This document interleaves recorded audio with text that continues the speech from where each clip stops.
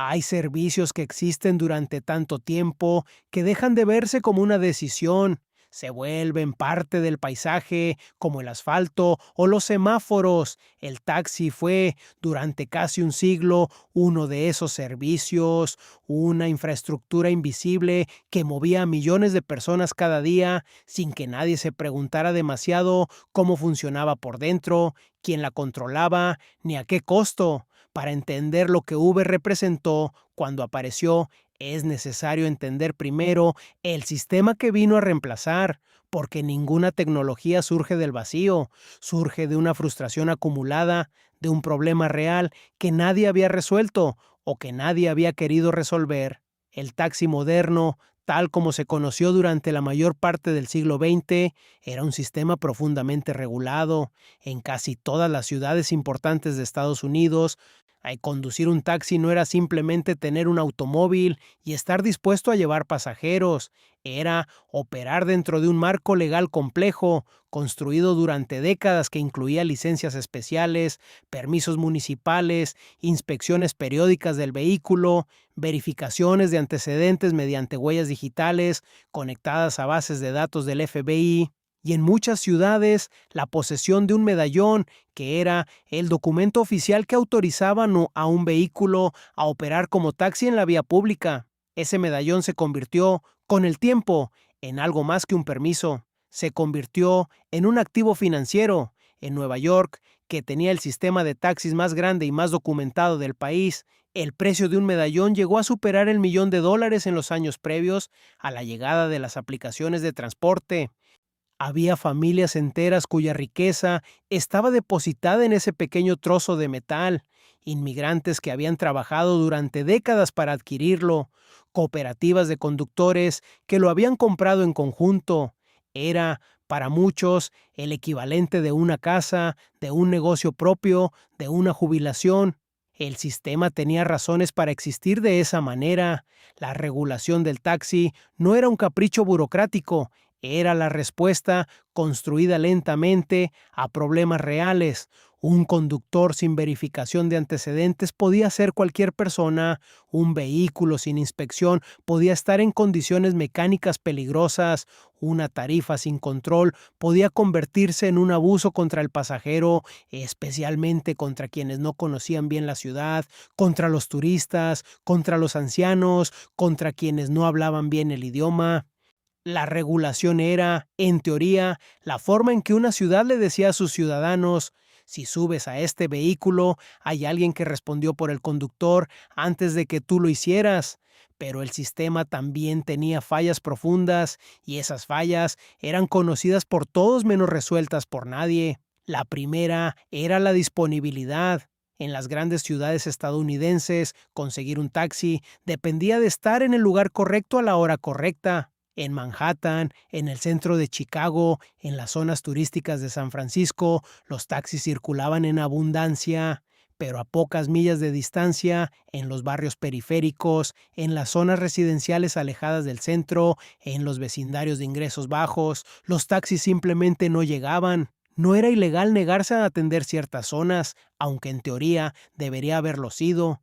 Era una práctica normalizada que nunca fue erradicada con eficacia. La segunda falla era la experiencia del pasajero. Llamar a un taxi en Estados Unidos en la primera década del siglo XXI implicaba, en la mayoría de las ciudades fuera de Nueva York, llamar por teléfono a una central, esperar una respuesta, dar una dirección, esperar una confirmación y luego esperar al vehículo sin tener ninguna forma de saber cuándo llegaría, si llegaría, ni en qué condiciones vendría. Era un sistema diseñado antes del teléfono inteligente, que nunca se había adaptado a la lógica de la conectividad inmediata, que comenzaba a cambiar todos los demás aspectos de la vida cotidiana. La tercera falla era estructural y era la que más importaba para lo que vendría después. El sistema de medallones había creado con el tiempo una industria dominada no por los conductores, sino por los propietarios de los medallones. Un conductor promedio en Nueva York no era dueño de su medallón. Lo rentaba por jornada o por semana a un propietario que podía tener docenas o cientos de ellos. El conductor asumía todos los riesgos del trabajo, pagaba la renta del medallón sin importar cuánto ganara y operaba sin ninguna red de protección laboral. Era, en muchos sentidos, un trabajador precarizado dentro de un sistema que se presentaba como protegido y ordenado. Esa contradicción era el corazón del problema. El sistema regulado protegía al pasajero en teoría, pero en la práctica protegía sobre todo a quienes controlaban los permisos y dejaba al conductor, que era quien realmente asumía el riesgo físico del trabajo, en una posición de vulnerabilidad económica constante. Fue sobre ese suelo donde Uber plantó su primera semilla, no en un vacío, sino en una grieta ya existente, una grieta que era real, que era visible y que millones de personas experimentaban cada vez que intentaban conseguir un taxi y no podían, o cuando esperaban 40 minutos en la lluvia sin que nadie respondiera al teléfono. La pregunta que nadie se hizo con suficiente atención en aquel momento fue si la solución que se proponía realmente resolvía el problema o si simplemente lo trasladaba a otro lugar. En diciembre de 2008, Travis Kalanick y Garrett Camp asistieron al Web, una conferencia tecnológica en París. Era el tipo de evento al que acudían cada año los emprendedores del ecosistema de Silicon Valley, presentaciones, paneles, conversaciones sobre el futuro de Internet y la sensación compartida de que el mundo estaba a punto de cambiar de una manera que todavía no tenía nombre. Al terminar la noche, los dos intentaron conseguir un taxi. No pudieron. Esa anécdota se repitió tantas veces en entrevistas, artículos y presentaciones que con el tiempo adquirió la textura de un mito fundacional. La idea brillante que nació de una incomodidad menor, el problema cotidiano que se convierte en negocio global.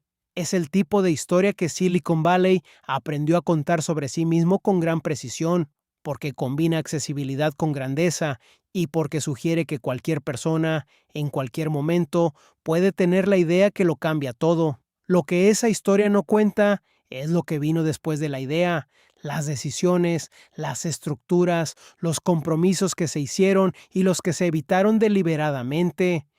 Kalanick tenía entonces 32 años, había fundado antes 2 empresas, ambas relacionadas con el intercambio de archivos por Internet. La primera, Scour, quebró bajo el peso de demandas por violación de derechos de autor. La segunda, Red Swoosh, la vendió en 2007 por $19 millones. No era un principiante, era alguien que ya había aprendido que moverse rápido antes de que los marcos legales pudieran alcanzarte era una ventaja competitiva. La idea que desarrollaron Kalanick y Camp no era completamente original. Existían ya servicios de limusinas con chofer que podían reservarse por teléfono. Lo que ellos imaginaron fue conectar esa oferta con la tecnología del teléfono inteligente, que en 2008 comenzaba su expansión masiva gracias al iPhone, lanzado apenas un año antes. Un botón, una ubicación, un conductor que llegaba, una tarifa calculada automáticamente, sin efectivo, sin llamadas, sin esperar. UberCab, como se llamó originalmente, inició operaciones en San Francisco en julio de 2010 con 3 vehículos. No era un taxi, no quería ser un taxi. Esa distinción, que en aquel momento parecía casi semántica, resultaría ser la decisión más importante de toda la historia de la empresa. Al no definirse como un servicio de taxi, Uber argumentaba que no estaba sujeto a las regulaciones que gobernaban a los taxis, no necesitaba medallones, no necesitaba los mismos tipos de licencias, no necesitaba los mismos procesos de verificación de conductores que las ciudades habían construido durante décadas. Era, según la empresa, simplemente una plataforma tecnológica que conectaba a personas que querían ir a algún lugar con personas que tenían un automóvil y querían ganar dinero conduciéndolo. Ese argumento fue desafiado casi de inmediato. En septiembre de 2010, apenas 2 meses después de su lanzamiento, la Agencia Municipal de Transporte de San Francisco le envió a UberCab una orden de cese de operaciones. La empresa estaba violando regulaciones de la ciudad al operar como servicio de taxi sin los permisos correspondientes. La respuesta de Kalanick fue característica de lo que sería su estilo durante los años siguientes. Ignoró la orden, cambió el nombre de la empresa de UberCab a simplemente Uber y continuó operando. El argumento era que sin la palabra cab en el nombre, la empresa no podía ser clasificada como un servicio de taxi. Era una lógica que bordeaba lo absurdo, pero funcionó. O más precisamente, funcionó lo suficiente para ganar tiempo, y en el mundo de las startups tecnológicas, ganar tiempo era ganar todo, porque mientras las ciudades debatían cómo clasificar a Uber, la empresa crecía. En 2011 estaba en Chicago y Nueva York. En 2012 había cruzado las fronteras de Estados Unidos y operaba en París, Londres y Toronto. En 2014 estaba presente en más de 200 ciudades en 50 países. La velocidad de expansión era deliberada y calculada. Crecer más rápido que la capacidad regulatoria de los gobiernos para responder era parte de la estrategia. Lo que Uber prometía era genuinamente atractivo para el pasajero urbano, prometía comodidad, transparencia en el precio y la certeza de que el conductor había pasado por una verificación. Para el conductor, prometía flexibilidad, la posibilidad de trabajar cuando quisiera, de ser su propio jefe, de generar ingresos con un activo que ya poseía, su propio automóvil, sin tener que rentar un medallón ni pagar una flota. Para los inversores, prometía escala global, márgenes crecientes y la posibilidad de dominar un mercado de transporte urbano que valía cientos de miles de millones de dólares. Era una promesa que tenía suficiente verdad para ser creíble y suficiente ambigüedad para ocultar lo que aún no estaba resuelto. Lo que nadie preguntó con suficiente insistencia en aquellos años de expansión acelerada era una pregunta simple. Si Uber no era un servicio de taxi, entonces ¿quién respondía cuando algo salía mal dentro de uno de sus vehículos? La respuesta a esa pregunta tardó años en construirse y cuando llegó, llegó en forma de cifras.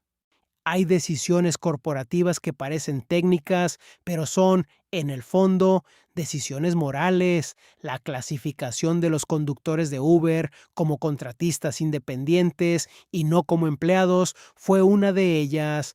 No fue una decisión accidental ni una consecuencia inevitable del modelo tecnológico. Fue una elección deliberada, tomada desde el principio, que determinó casi todo lo que vino después: quién asumía los riesgos, quién recibía las protecciones y quién respondía legalmente cuando algo fallaba. Para entender el peso de esa decisión, es necesario entender lo que significa, en términos prácticos, la diferencia entre un empleado y un contratista independiente dentro del sistema laboral estadounidense.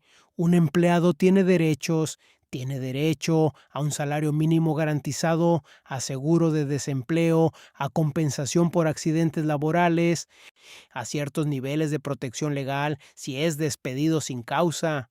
El empleador tiene obligaciones hacia él. Debe pagar una porción de sus impuestos de seguridad social, debe garantizar condiciones mínimas de trabajo y en muchos contextos responde legalmente por los actos que el empleado comete en el ejercicio de sus funciones. Un contratista independiente no tiene nada de eso. Opera como una pequeña empresa autónoma que presta servicios a otra empresa mayor.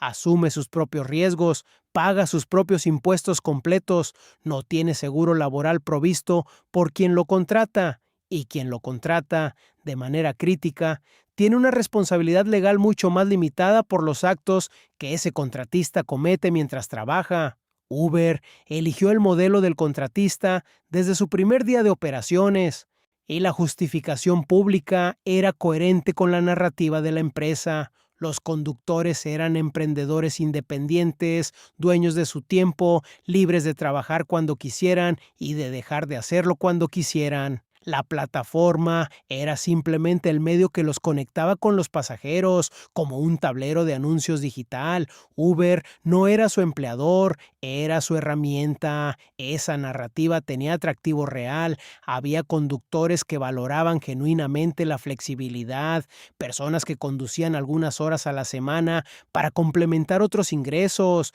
personas que estaban entre empleos y necesitaban una fuente de dinero inmediata. Para ellos, el modelo funcionaba de la manera en que Uber lo describía, pero había otra realidad debajo de esa narrativa. Para una proporción significativa de los conductores de Uber, especialmente en los primeros años de expansión, la plataforma no era un complemento, era el ingreso principal. Y en ese contexto, la clasificación como contratista independiente no era libertad, era precariedad con otro nombre. El conductor que dependía de Uber como fuente principal de ingresos asumía todos los costos del negocio: el mantenimiento del vehículo, el combustible, el seguro, la depreciación del automóvil. Todo corría por su cuenta. Cuando Uber decidía reducir las tarifas, como lo hizo en múltiples ocasiones para aumentar su competitividad, el conductor no tenía ningún mecanismo para negociar, simplemente ganaba menos. Cuando surgía un conflicto con un pasajero, la plataforma tenía la capacidad de desactivar al conductor de manera unilateral, sin un proceso formal, sin un periodo de revisión garantizado, sin apelación clara. Osno, en 2017, un conductor llamado Fauci Camel llevó a Travis Kalanick como pasajero en San Francisco. Durante el trayecto, Camel intentó explicarle al fundador de la empresa que las reducciones de tarifas le habían arruinado económicamente. La conversación terminó con Kalanick diciéndole que algunas personas no querían asumir responsabilidad por sus propias decisiones. Una cámara dentro del vehículo grabó el intercambio.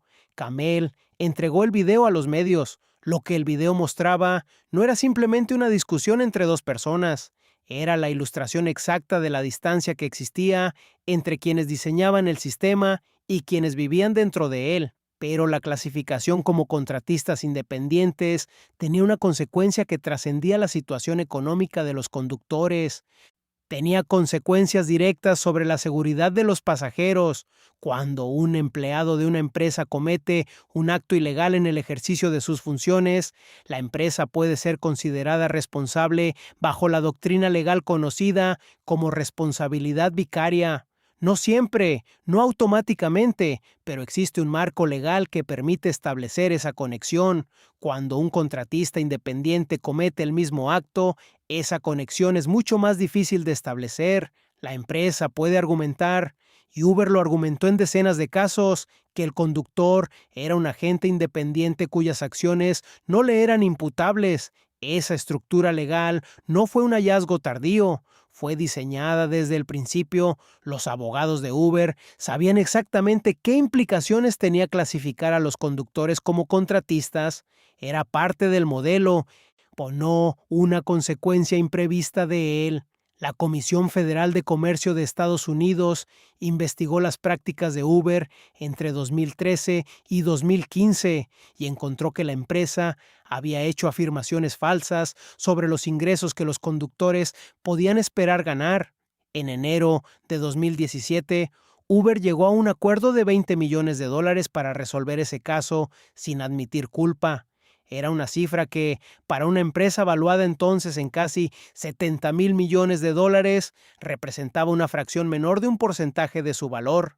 Esa proporción entre el costo de resolver un problema y el tamaño de la empresa que lo causaba se repetiría con variaciones a lo largo de los años siguientes, y comenzaría a dibujar el contorno de una pregunta que el modelo de negocio de Uber nunca respondió con claridad: ¿cuánto valía la seguridad de un pasajero dentro de un sistema diseñado para minimizar la responsabilidad corporativa?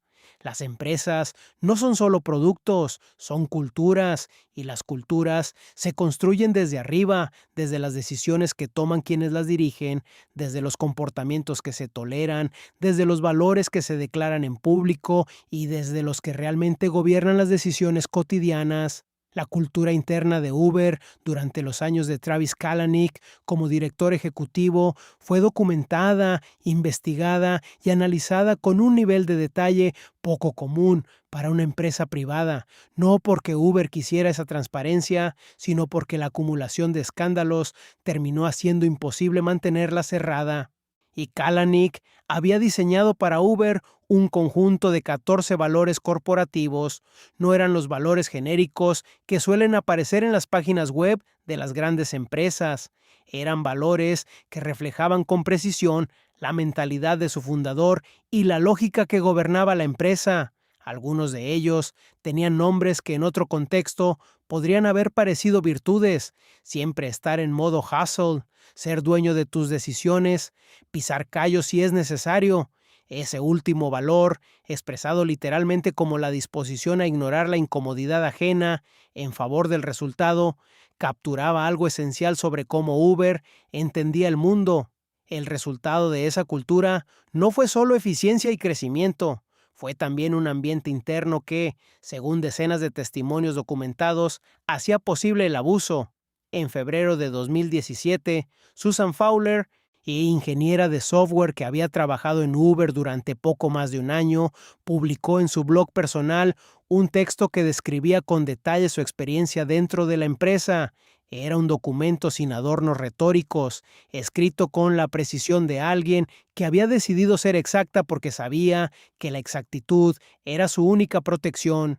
Fowler describía cómo su gerente directo le había enviado mensajes de contenido sexual en su primer día en el equipo, cómo había reportado el incidente a recursos humanos, cómo recursos humanos le había explicado que el gerente era un empleado de alto desempeño y que no podía perjudicar su carrera por una primera ofensa, cómo la habían transferido a otro equipo como solución, y cómo, al hablar con otras mujeres dentro de la empresa, había descubierto que su experiencia no era excepcional. Y el texto de Fowler se propagó con una velocidad que Uber no había anticipado, no porque fuera sensacionalista, sino precisamente porque no lo era. Era metódico, específico y creíble, y activó una conversación que la empresa no podía controlar. Uber contrató al exfiscal general Eric Holder para conducir una investigación independiente sobre la cultura interna de la empresa. El informe resultante, entregado a la junta directiva en junio de 2017, encontró evidencia de acoso sexual, discriminación, comportamiento no ético y una cultura que sistemáticamente había protegido a los agresores sobre las víctimas. 20 empleados fueron despedidos como resultado directo de la investigación. Entre los hallazgos figuraban más de 200 denuncias acumuladas entre 2012 y 2017 que la empresa había gestionado con criterios inconsistentes, frecuentemente favoreciendo a quienes ocupaban posiciones de poder. El informe Holder también recomendó revisar las responsabilidades del director ejecutivo, Kalanick, que ya había anunciado una licencia temporal invocando razones personales, renunció días después bajo presión directa de 5 de sus principales inversores. En la carta que dirigió a los empleados, escribió que amaba a Uber más que a cualquier otra cosa en su vida, pero que necesitaba apartarse para permitir que la empresa construyera un liderazgo a la altura de sus empleados. Lo que la renuncia de Kalanick no resolvía era una pregunta más profunda. Una cultura corporativa no es el producto de una sola persona, es el resultado de decisiones que muchas personas toman o dejan de tomar durante años. Kalanick había creado el ambiente, pero ese ambiente había sido habitado, reproducido y en muchos casos aprovechado por una estructura completa de gerentes, abogados, ejecutivos y miembros de junta que lo habían permitido continuar mientras la empresa crecía y los números mejoraban. Había además una conexión que en aquel momento no recibió suficiente atención pública, pero que resultaría central para comprender lo que ocurría fuera de las oficinas de Uber, en los vehículos donde los pasajeros subían cada día confiando en una plataforma que les había prometido seguridad, Una empresa que toleraba el abuso interno, que había construido sus procesos de recursos humanos para proteger a los agresores de alto desempeño, que medía el valor de sus empleados principalmente por los resultados que producían. Esa misma empresa era la que diseñaba los protocolos para verificar a sus conductores, para responder a las denuncias de los pasajeros y para decidir cuánto invertir en la seguridad de las personas que usaban su plataforma cada día.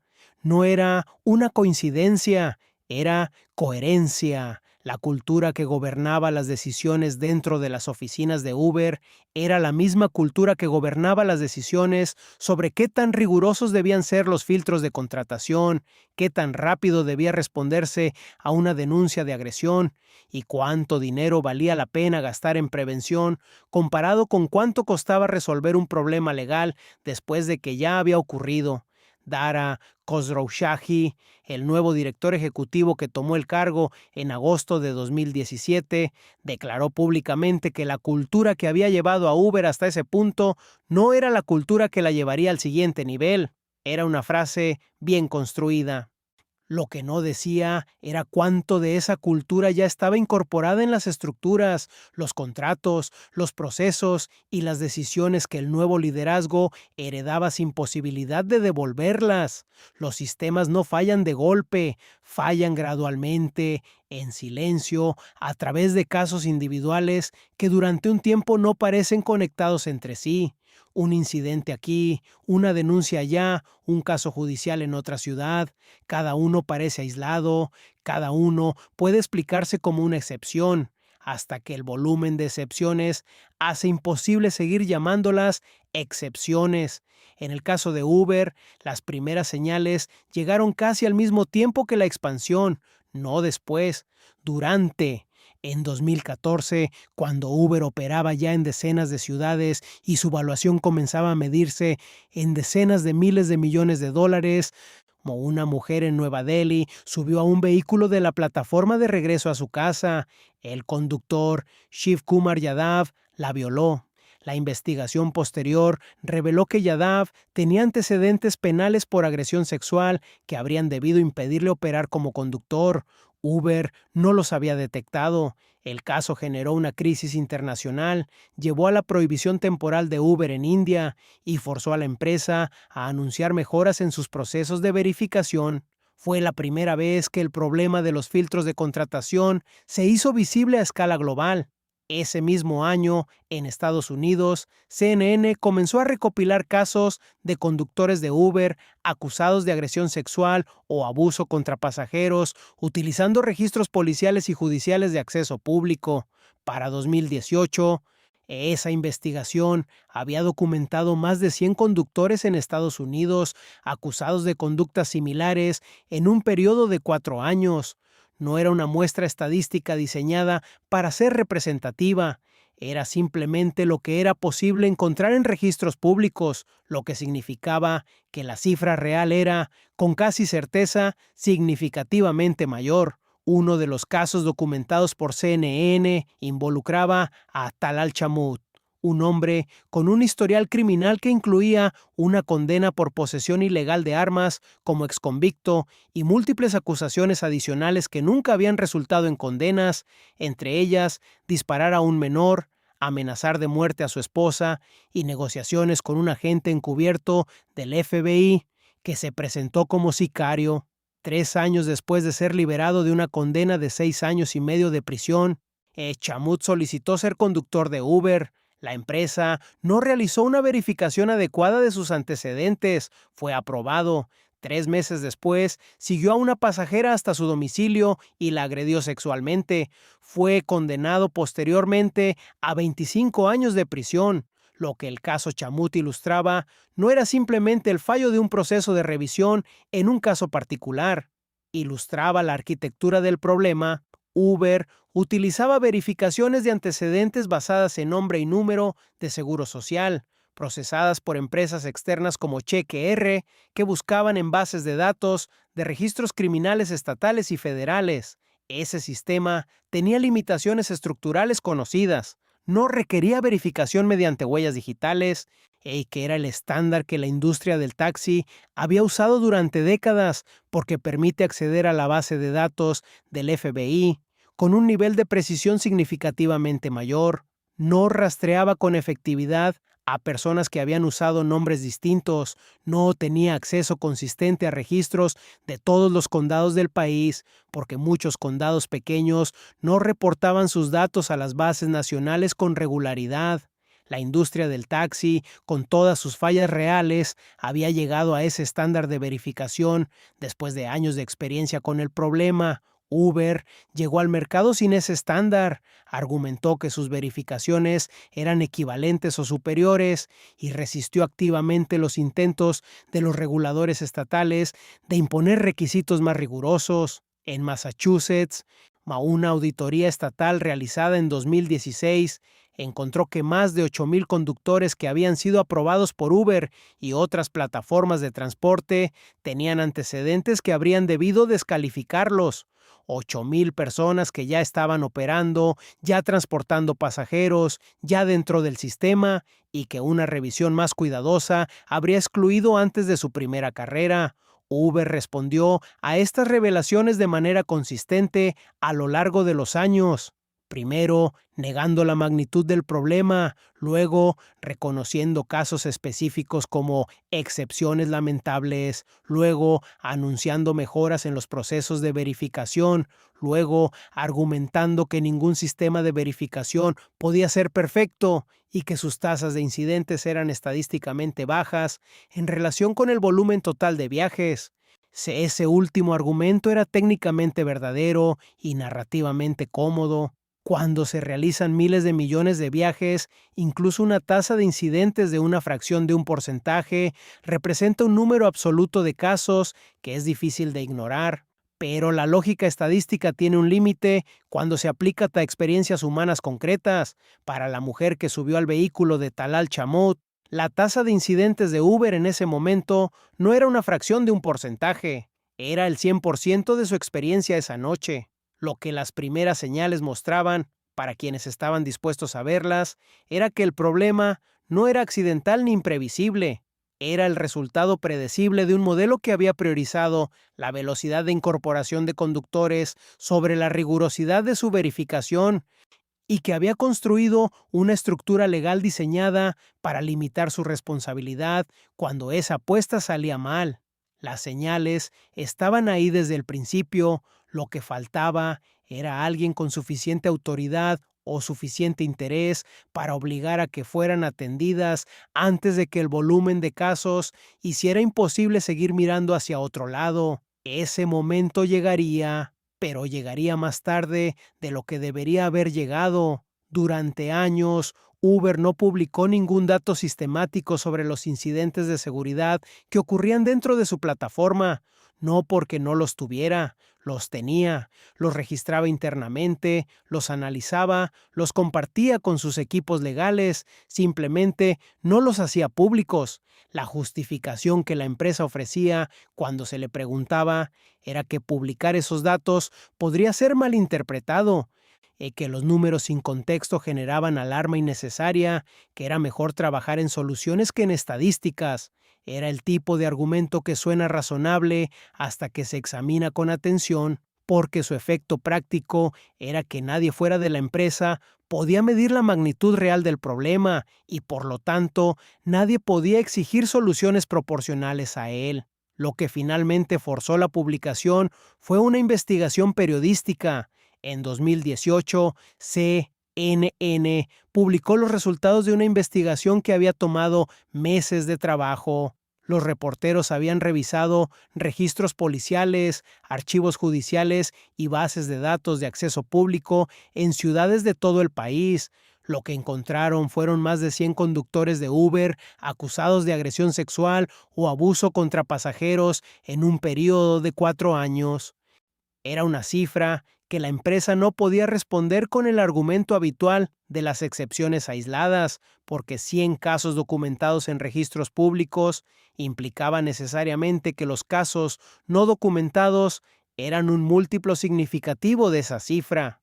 Ante la presión de la investigación de CNN y de reguladores estatales que comenzaban a exigir datos concretos, Uber anunció que publicaría un reporte de seguridad, el primero de su tipo en la industria del transporte por aplicación.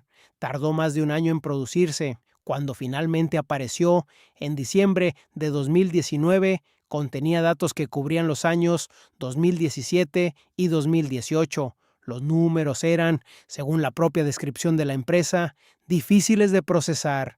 Durante esos 2 años, Uber había recibido 5.981 reportes de agresión sexual en 5 categorías que iban desde contacto físico no consensual hasta violación. De esos casi 6.000 reportes, 3.045 correspondían únicamente al año 2018.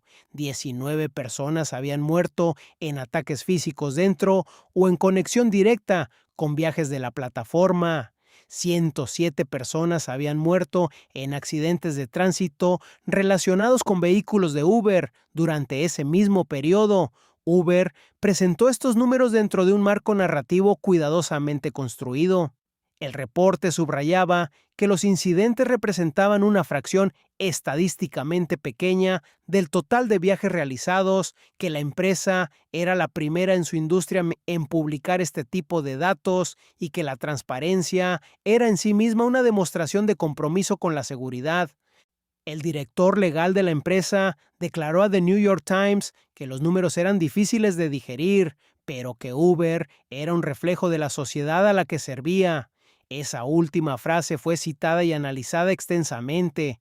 Era una frase que contenía una verdad parcial, porque la violencia sexual no es un fenómeno creado por Uber, sino uno que existe en la sociedad en general. Pero era también una frase que desviaba la atención de una pregunta más específica. Si la violencia existe en la sociedad, ¿qué responsabilidad tiene una empresa de transporte de construir sistemas que la reduzcan dentro de su plataforma? Y si Uber había construido esos sistemas con el rigor que el problema requería. La respuesta que los datos sugerían no era tranquilizadora. La Comisión de Servicios Públicos de California, que tenía autoridad regulatoria sobre las plataformas de transporte en el estado donde Uber tenía su sede, no se conformó con el reporte publicado. Exigió acceso a datos adicionales, más detallados, que permitieran una evaluación independiente de la magnitud real del problema. Uber se negó a proporcionarlos. La negativa derivó en una multa de $59 millones, la más grande que esa comisión había impuesto a una empresa de transporte. Uber apeló. Después de un proceso de negociación que duró varios años, la multa fue reducida a 9 millones con el compromiso de destinar esos fondos a iniciativas de seguridad. El segundo reporte de seguridad, publicado en junio de 2022 y que cubría los años 2019 y 2020, mostró una disminución en los reportes de agresión sexual. Uber presentó esa disminución como evidencia del progreso de sus medidas de seguridad. Los críticos señalaron que durante 2020 el uso de Uber había caído hasta un 80% en algunos periodos debido a la pandemia, y que comparar tasas de incidentes sin ajustar por la reducción drástica en el volumen de viajes producía una imagen distorsionada de la realidad. El tercer reporte, publicado en agosto de 2024 y que cubría 2021 y 2022, reveló algo que la narrativa de mejora continua no podía absorber fácilmente. Las muertes en accidentes de tránsito relacionados con la plataforma habían aumentado a 153, el número más alto registrado en cualquiera de sus ciclos de reporte. Los reportes de agresión sexual continuaban en miles por año, pero había un dato que ninguno de los 3 reportes de Uber contenía y cuya ausencia era en sí misma significativa. Un documento interno de la empresa, obtenido y publicado por The New York Times, revelaba que entre 2017 y 2022, Uber había recibido reportes de agresión sexual o conducta sexual inapropiada en aproximadamente 400,000 viajes. El número que la empresa había hecho público para ese mismo periodo era de 12,000 casos graves, La diferencia entre 400,000 y 12,000 no era una cuestión de metodología estadística, era una cuestión de qué se contaba y qué se dejaba fuera del conteo. El mismo documento interno revelaba algo más. En una sesión de trabajo sobre estándares globales de seguridad realizada en 2021, alguien dentro de la empresa había escrito una frase que resumía con inadvertida claridad la lógica que gobernaba las decisiones de seguridad de la plataforma. La frase decía que el propósito de los protocolos de seguridad no era ser la policía, que el objetivo era proteger a la compañía y establecer el nivel de riesgo tolerable para sus operaciones, proteger a la compañía, no a los pasajeros, a la compañía. Era una frase escrita para uso interno, no para publicación, pero una vez que salió, no fue posible devolverla. Un sistema de verificación tiene un propósito simple: identificar, antes de que ocurra el daño, a las personas que representan un riesgo conocido. No puede predecir el futuro, no puede detectar a alguien que nunca ha sido arrestado ni condenado, pero puede, si está bien diseñado, encontrar a quienes ya tienen un historial documentado de conducta violenta y excluirlos antes de que tengan acceso a pasajeros vulnerables. El sistema de verificación de Uber no estaba bien diseñado para ese propósito, y hay evidencia suficiente para sostener que eso no fue en el resultado de ignorancia técnica, sino de decisiones conscientes sobre qué nivel de rigor era compatible con la velocidad de crecimiento que la empresa requería. La industria del taxi había desarrollado durante décadas un estándar de verificación basado en huellas digitales. No era un estándar perfecto, tenía sus propias limitaciones y sus propios casos de falla, pero ofrecía una ventaja fundamental sobre cualquier verificación basada únicamente en nombre y número de identificación. Accedía directamente a la base de datos del FBI, que contenía registros criminales de todos los estados del país, incluyendo arrestos que nunca habían resultado en condenas formales, pero que podían ser relevantes para evaluar el perfil de riesgo de una persona. Uber rechazó ese estándar. La empresa argumentó públicamente que sus verificaciones eran más completas que las de los taxis tradicionales porque buscaban en múltiples bases de datos nacionales y hacían seguimiento continuo de nuevos registros criminales. Lo que no decía es que esas bases de datos nacionales eran compilaciones de registros estatales que frecuentemente estaban incompletas, desactualizadas o simplemente no incluían información de condados pequeños que no reportaban sus datos con regularidad.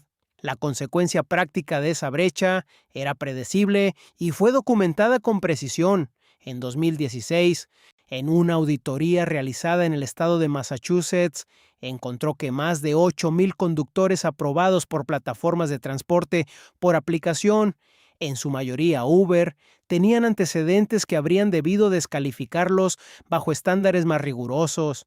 No eran 8,000 casos hipotéticos, eran 8,000 personas que ya estaban operando, ya llevando pasajeros, ya dentro del sistema activo de la plataforma cuando la auditoría los encontró. The New York Times publicó en 2025 una investigación que documentaba cómo en 22 estados Uber permitía que personas condenadas por delitos como abuso infantil, asalto y acoso pudieran operar como conductores siempre que la condena tuviera más de 7 años de antigüedad. El argumento de la empresa era que la política de los 7 años reflejaba estándares legales vigentes en muchos estados y que excluir a personas por delitos más antiguos podría constituir discriminación laboral. Era un argumento que tenía fundamento legal en algunos contextos, pero que en el contexto específico del transporte de pasajeros, donde el conductor tiene acceso físico directo a personas que frecuentemente viajan solas y en horarios nocturnos, generaba una exposición al riesgo que otros sistemas de transporte habían decidido no aceptar. Lyft, la principal competidora de Uber en el mercado estadounidense, adoptó una política diferente para los delitos violentos: la exclusión permanente independientemente de cuándo hubiera ocurrido la condena. No era una solución perfecta, porque Lyft también usaba verificaciones basadas en nombre y número de identificación con sus propias limitaciones, pero representaba una decisión diferente sobre dónde colocar el umbral de riesgo aceptable. Las fallas del sistema de Uber no se limitaban a los criterios de exclusión.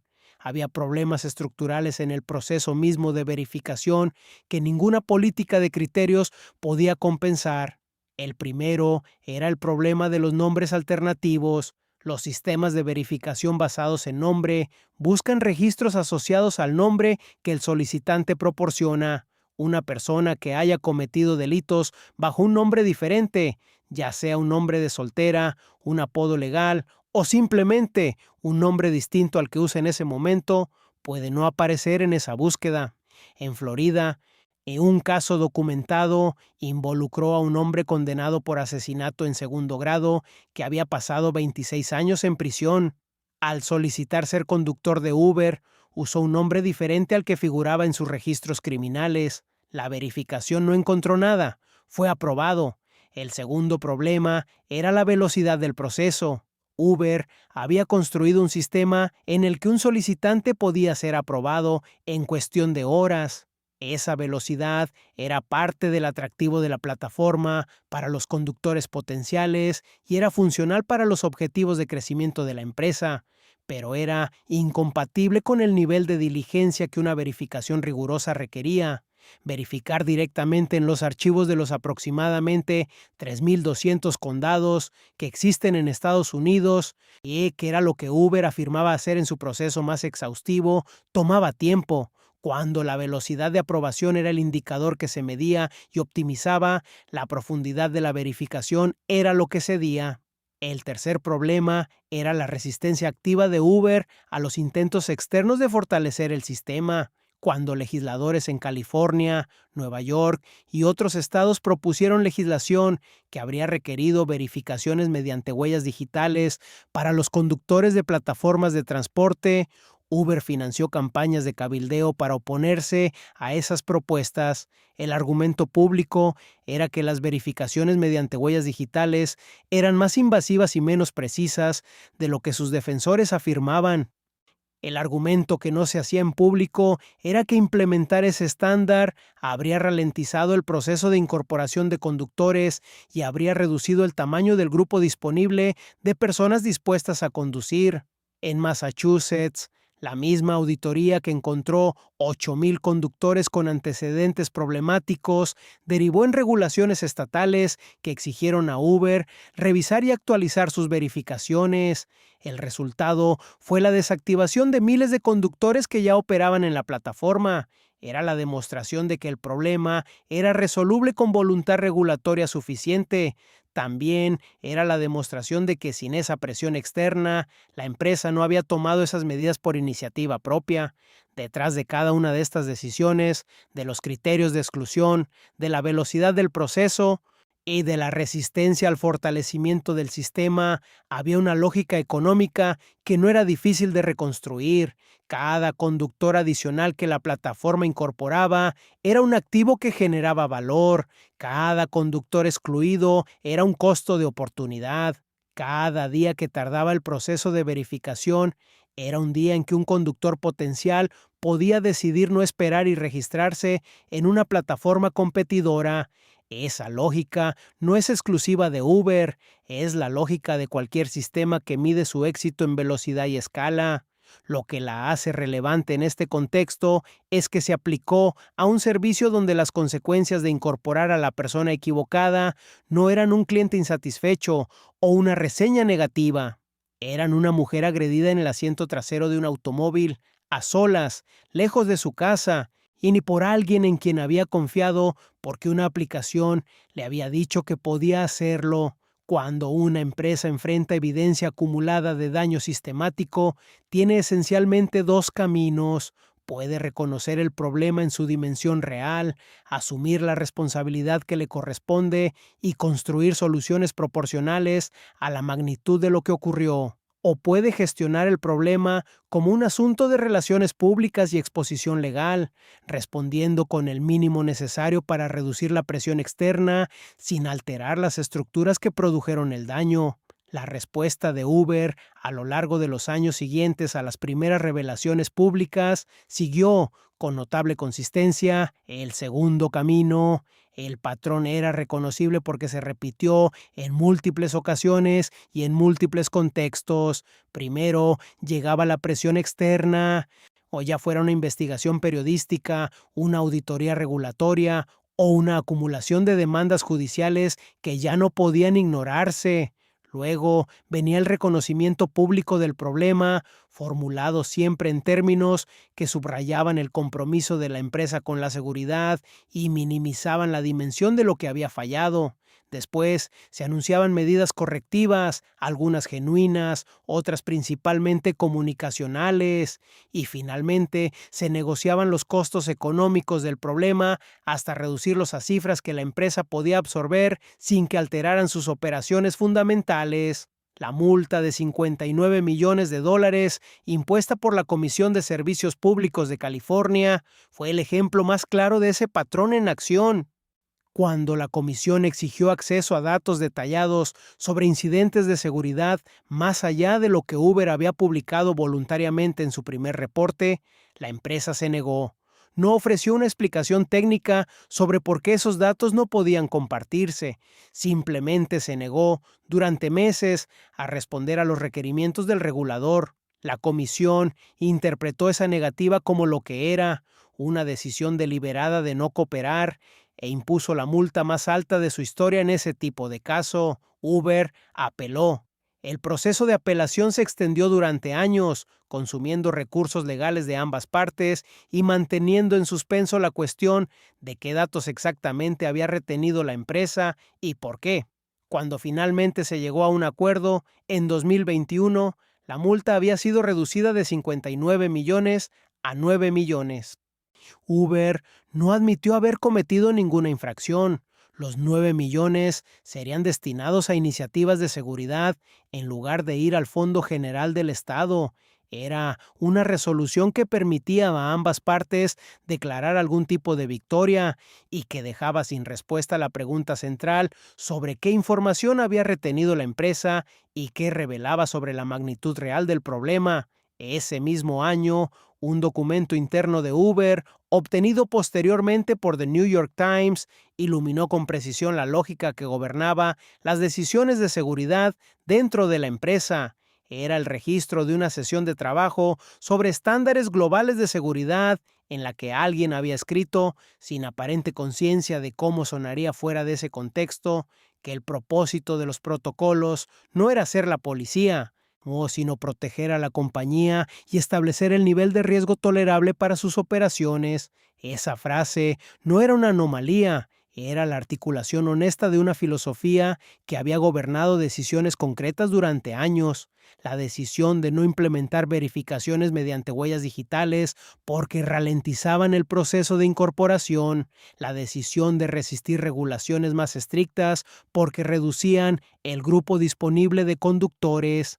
La decisión de negociar multas en lugar de proporcionar datos completos, porque los datos completos podrían haber revelado una exposición legal mayor. Cada una de esas decisiones tenía sentido dentro de la lógica de proteger a la compañía. Ninguna de ellas tenía sentido dentro de la lógica de proteger a los pasajeros. La respuesta de Uber también incluyó medidas que eran genuinamente útiles. La publicación de los reportes de seguridad, aunque tardía e incompleta, era mejor que el silencio absoluto que había prevalecido antes. La creación de una línea de atención para sobrevivientes de agresiones, administrada en colaboración con RAIN, la Red Nacional contra la Violación y el Abuso, representaba un reconocimiento de que los pasajeros afectados necesitaban recursos específicos, la introducción de funciones en la aplicación que permitían a los usuarios compartir su ruta en tiempo real, con contactos de confianza o contactar servicios de emergencia de manera discreta, eran herramientas que tenían valor real, pero esas medidas coexistían con otras decisiones que las contradecían. Uber continuó resistiendo la implementación de cámaras en los vehículos, que habrían proporcionado evidencia objetiva en casos de disputa y habrían tenido un efecto disuasorio documentado en otros contextos de transporte.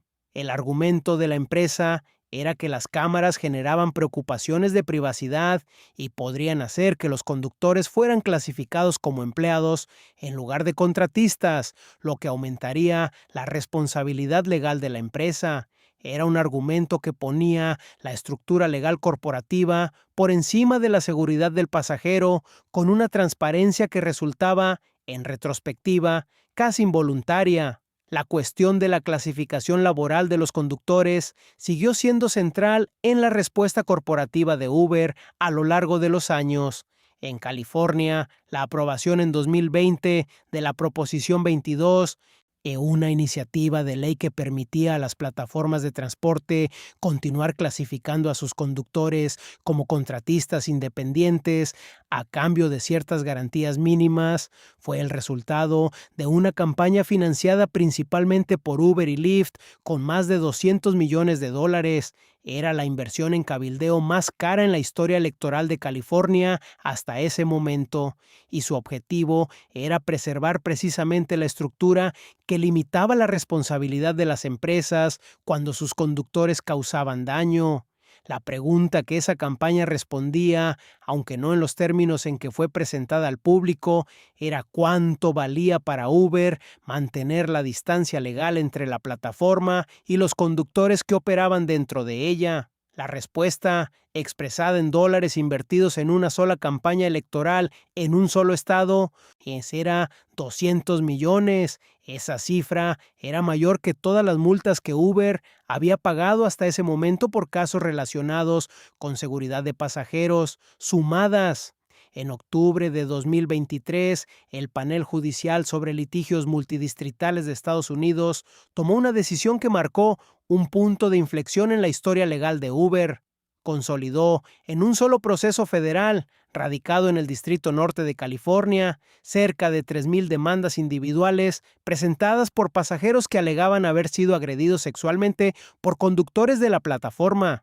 Era uno de los procesos de litigación multidistritales más grandes en la historia del transporte en Estados Unidos, y su existencia era en sí misma una medida de la magnitud del problema que había tardado años en hacerse completamente visible. Un proceso de litigación multidistritales no es una demanda colectiva en el sentido tradicional. No busca una compensación única para un grupo uniforme de afectados.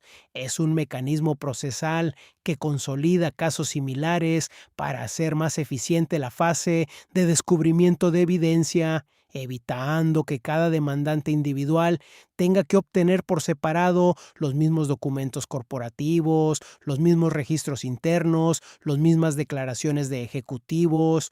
Una vez que esa fase se completa, se seleccionan un pequeño número de casos representativos, llamados casos bellwether, que van a juicio primero. Los resultados de esos juicios no son vinculantes para los demás casos, pero funcionan como termómetro.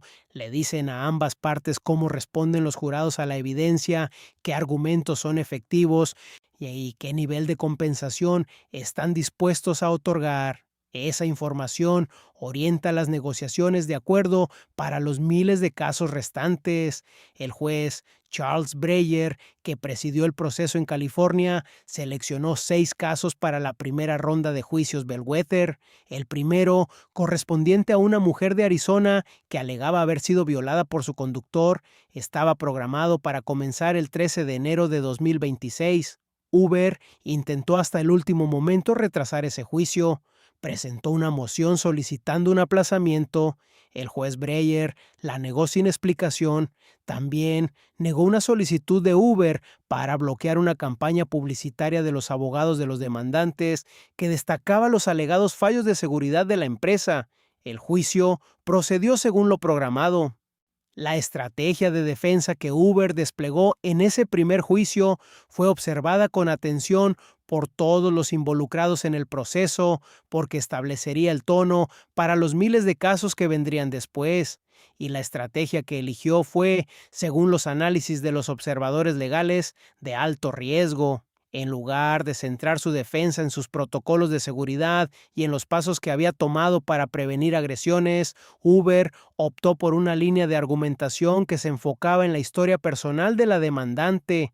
2 psiquiatras contratados por la empresa testificaron que la mujer tenía un historial previo de trauma, incluyendo abuso infantil y lesiones que cumplían los criterios diagnósticos para el trastorno de estrés postraumático y que ese historial era anterior a la agresión que ella alegaba. La implicación era que el daño que la demandante experimentaba no era atribuible al incidente dentro del vehículo de Uber, sino a eventos anteriores en su vida.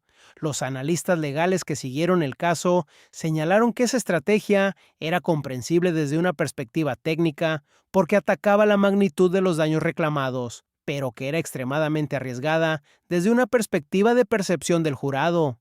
Un jurado que interpreta esa línea de argumentación como un intento de culpar a la víctima en lugar de responder por las fallas del sistema que permitió el acceso del agresor a la plataforma, puede reaccionar con una severidad que excede lo que la empresa habría enfrentado con una estrategia diferente. Y en un caso donde la evidencia sobre las deficiencias del sistema de verificación de conductores sería presentada con detalle, el contraste entre lo que la empresa sabía sobre esas deficiencias y la línea de defensa que eligió podría resultar particularmente dañino ante el jurado. Más allá del resultado de ese primer juicio, cuyo veredicto aún no había sido emitido al momento de esta narración, la existencia misma del proceso multidistritales revelaba algo sobre el estado actual del problema que ningún reporte de seguridad corporativo podía oscurecer completamente. Casi 3,000 personas habían llegado al punto de presentar una demanda federal.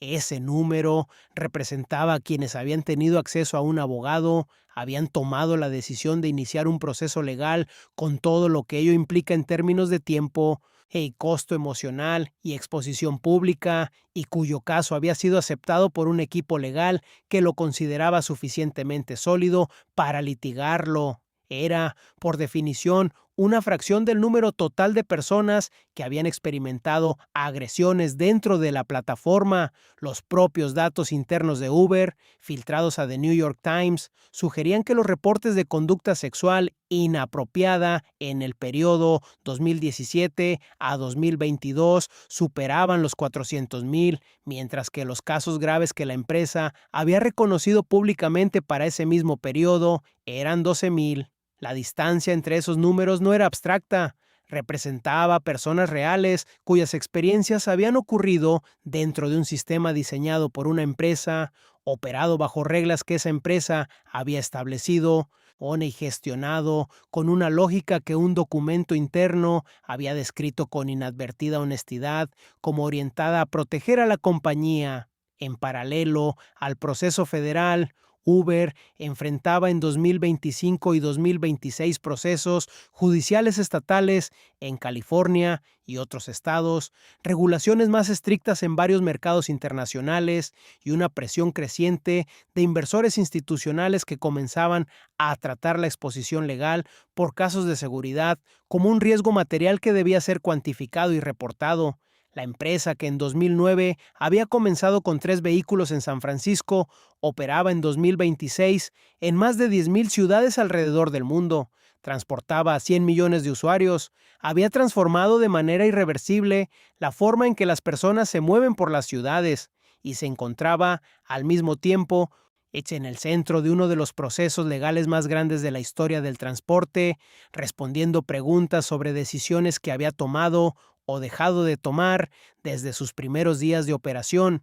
Esas dos realidades no eran contradictorias, eran parte de la misma historia. Hay una tendencia natural, cuando se examina una historia como esta, a buscar el momento preciso en que todo salió mal.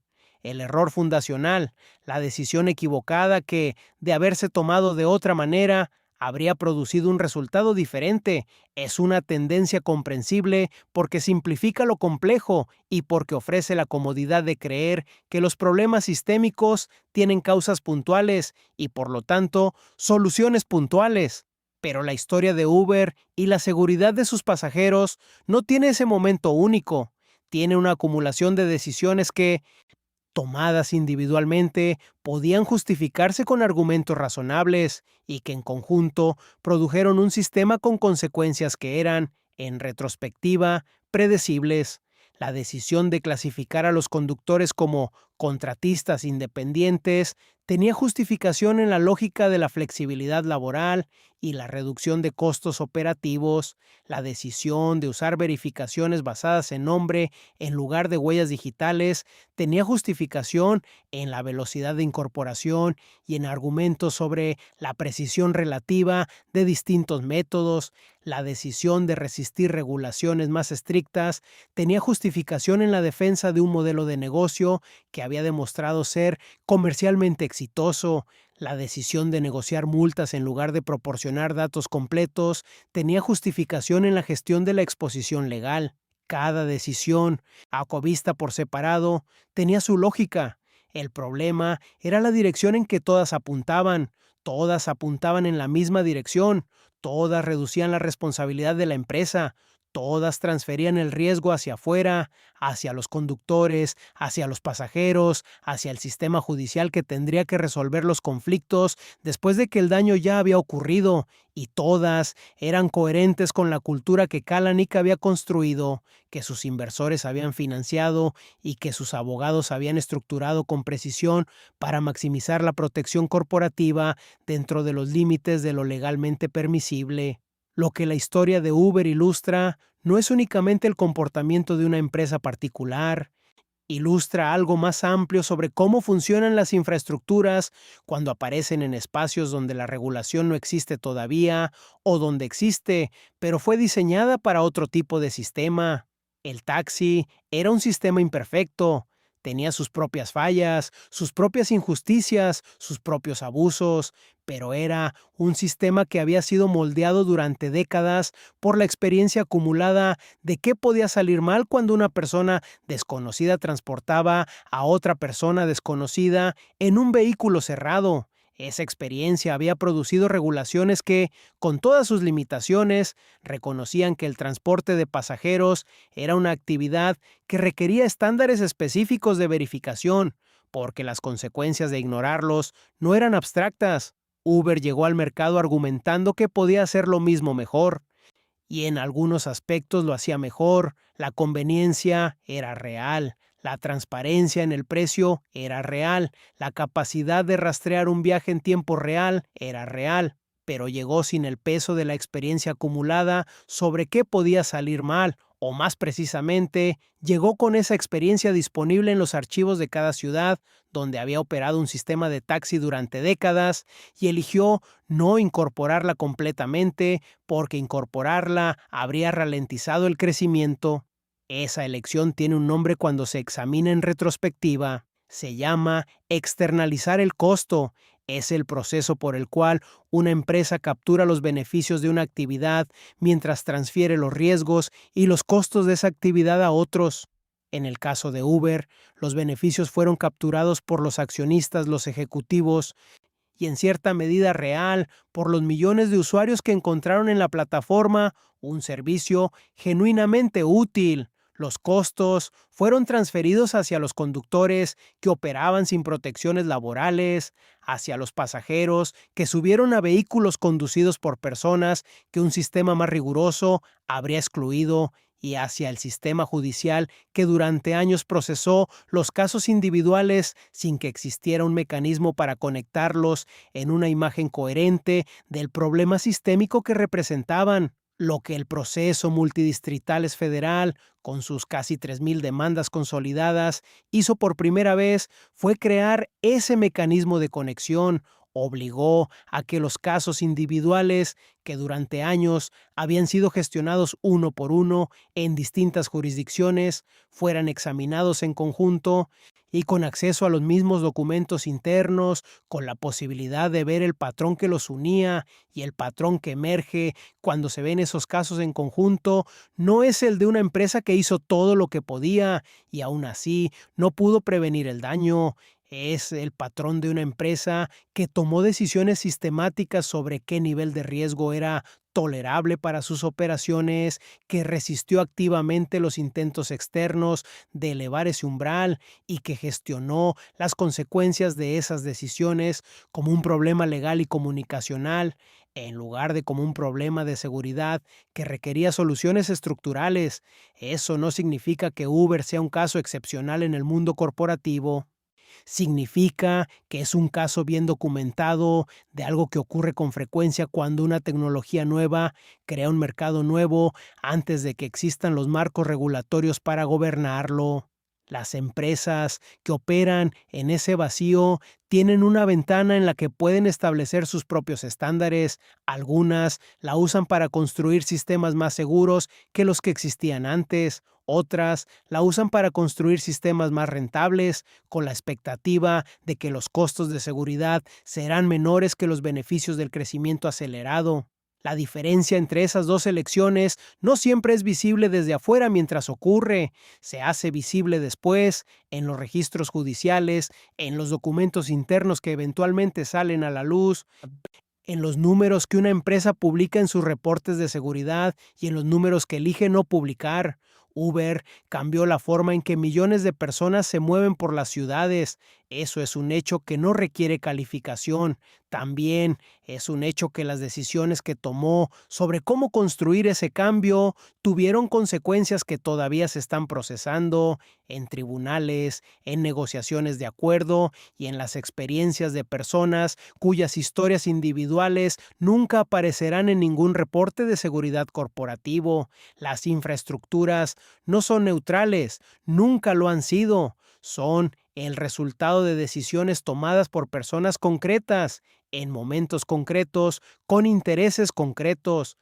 Y las consecuencias de esas decisiones no desaparecen cuando la infraestructura se vuelve lo suficientemente grande como para parecer parte del paisaje. Permanecen, a veces, durante mucho tiempo.